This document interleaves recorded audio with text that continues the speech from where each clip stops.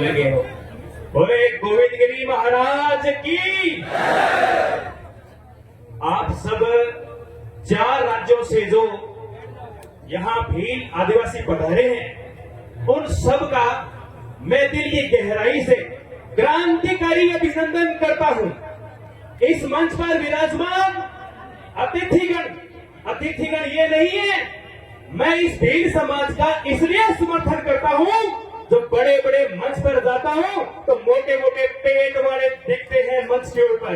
मुझे बड़ी खुशी हुई कि इस मंच के ऊपर मुझे टांटिया मामा नजर आए, और मुझे इस मंच के ऊपर राणा पंजाब भील नजर आए, मुझे इस मंच के ऊपर गोविंद गुरु नजर आए, मुझे इस मंच के ऊपर काली बाई की तस्वीर नजर आई, भीमराव अम्बेडकर की तस्वीर नजर आई। इसलिए मैं आदिवासी समाज का समर्थन खुले दिल से करता हूं। इनमें प्रकृति को पूजने की क्षमता है, इसलिए मैं इनका समर्थन करता हूं।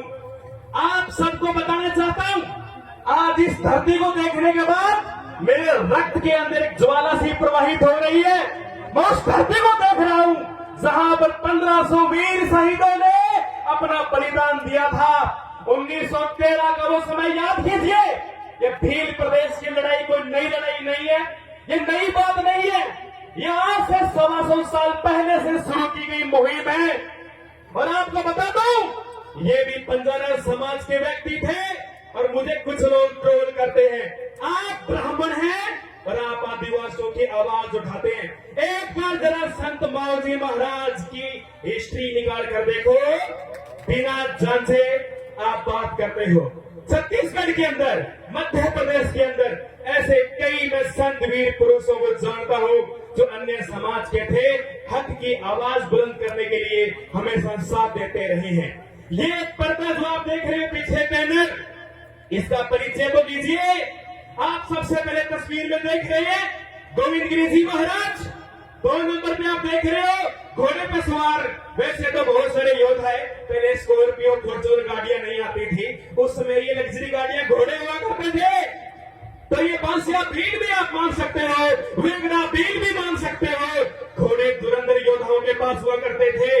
उसके बाद अंग्रेजों के छक्के छुड़ा देने वाले बिरसा मुंडा जी आप सबके सामने, और टंटिया भील आप जानते हो, रॉबिन हुड के नाम से जिनको जाना जाता है। इस भारत के आदिवासियों के रॉबिन हुड अंग्रेजों की नाक में दम करके रख दिया था, वो थे हमारे यहाँ बीचों बीच देख रहे टंटिया मामा आप सबके सामने है, और राणा पूजा भील। इनसे यही तो है जो इस मंच पर मुझे लेकर आई है।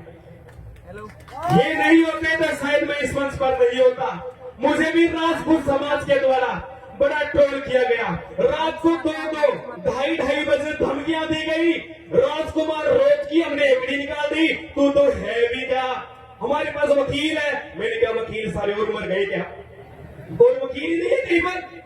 मैंने कहा मैंने जो बोला है वीर विनोद की पुस्तक से बोला है, 152 नंबर पेज के दूसरे पहरे की तीसरी लाइन से बोला है, और वीर विनोद को आप गलत साबित कर दो फिर मैं मान लूंगा, क्योंकि वो गलत साबित हो नहीं सकती।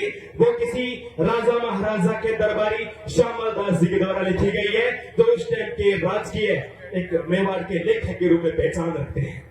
एक बात और बता दूं, आप किसी से भीख नहीं मांग रहे, आप अपना हक मांग रहे हो। और मैं जो भील प्रदेश की बात कर रहा हूं, वो राजस्थान सरकार की 9वीं क्लास की इतिहास की किताब में 42 नंबर पेज के पहले पेज की अंतिम लाइन को पढ़ लेना।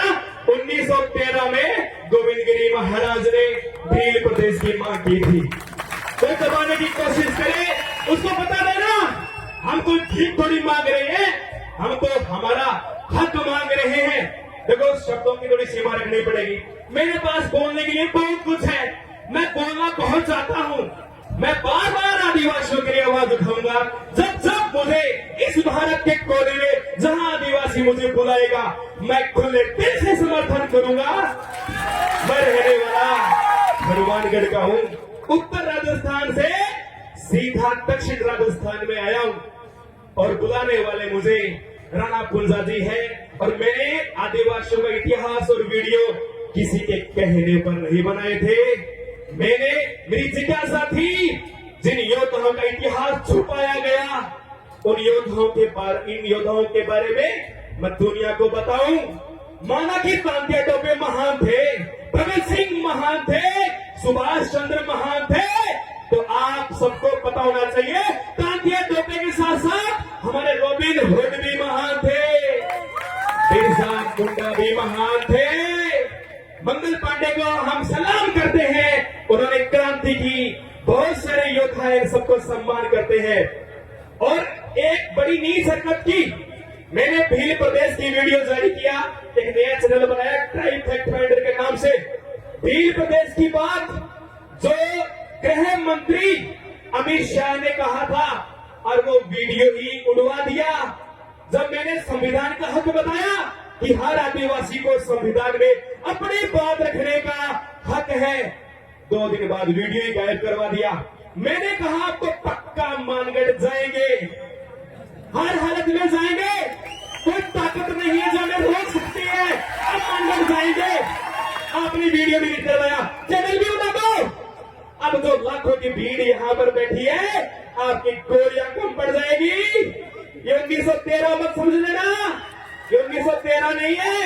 रजवाड़ और अंग्रेजों की गोलियां उस टाइम तो हमारे शहीदों को लग गई, लेकिन अब आपकी गोलियां कम पड़ सकती है।